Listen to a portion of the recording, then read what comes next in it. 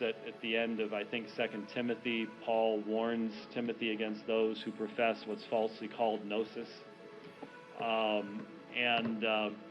So that's the origination of the term.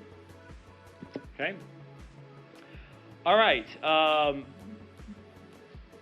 Smyrnians 6, let no man be deceived, even the heavenly beings and the glory of the angels and rulers, visible and invisible.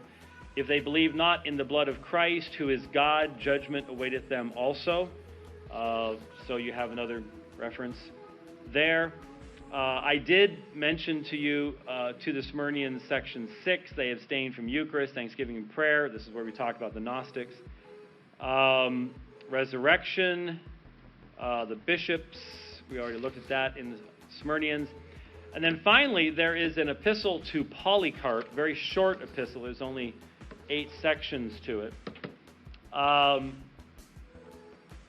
He says, mark the seasons, await him who is above every season, the eternal, the invisible, who became visible for our sake, the impalpable, the impassible, who suffered for our sake, who endured in all ways for our sake.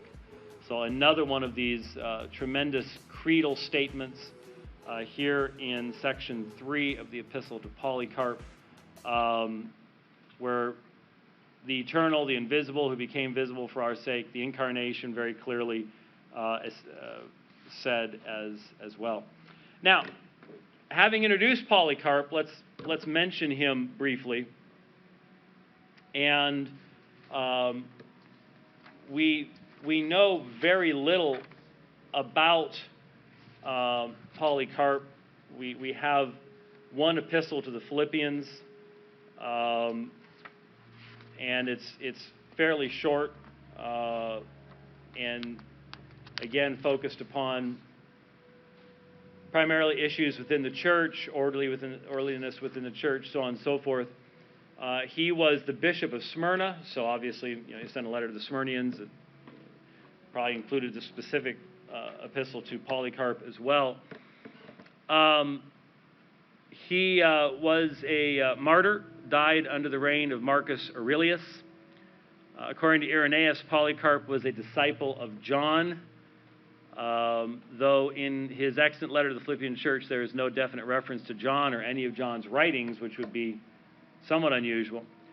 But the primary fame of Polycarp in church history is due to a letter written, well, we don't know when it was written.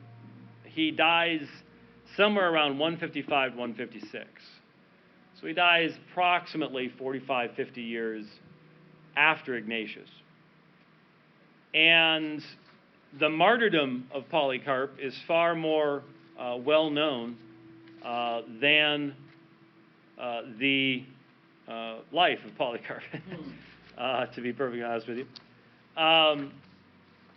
And it's a fairly lengthy little thing. I can't get through all of it, but I do want to read some portions of it, because what it does is it will introduce us a little bit to the issues of not only persecution, but also to one of the more important subjects, and that was the attitude of Christians toward martyrdom.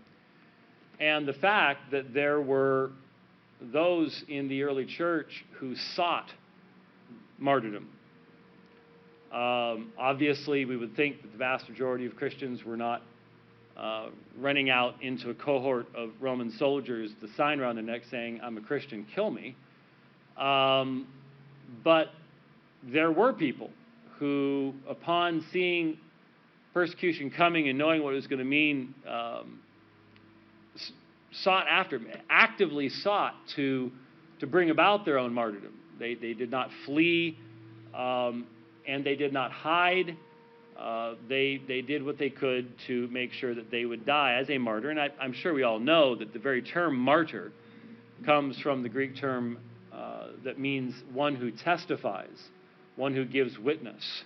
So its initial meaning was one who gives testimony and witness, and then it came to have as its meaning one who dies in the giving of that witness, because of how often that happened. But in regards to Polycarp, the way that this letter is constructed is it is a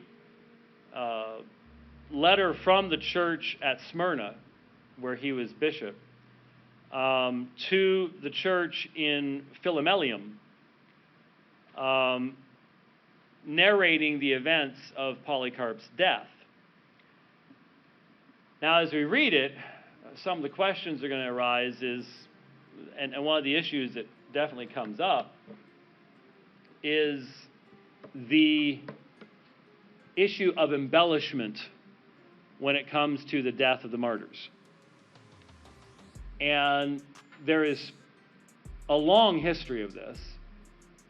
Even in modern times, we have Fox's Book of Martyrs, written from the Protestant perspective. There's similar literature from the Roman Catholic perspective,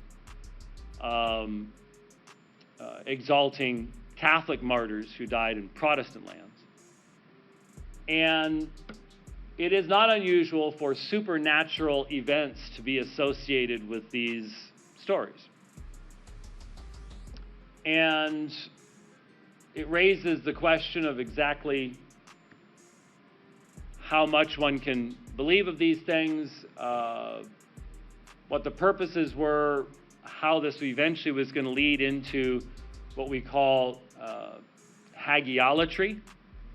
Hagiolatry, hagios means a saint, hagios means holy, literally, but used as a substantive where you're referring to a saint. The saints, hagiolatry, latria, is the worship of something or the veneration of something, depending on what language you're using and what your context is. But hagiolatry, the veneration of saints, which begins to develop during the periods of persecution and grows and grows and grows in normality and in grievousness, I guess, down through the centuries. This is part of that foundational documentation that gives us an idea of where all this came from and how it started and things like that. And so it starts off talking about Polycarp,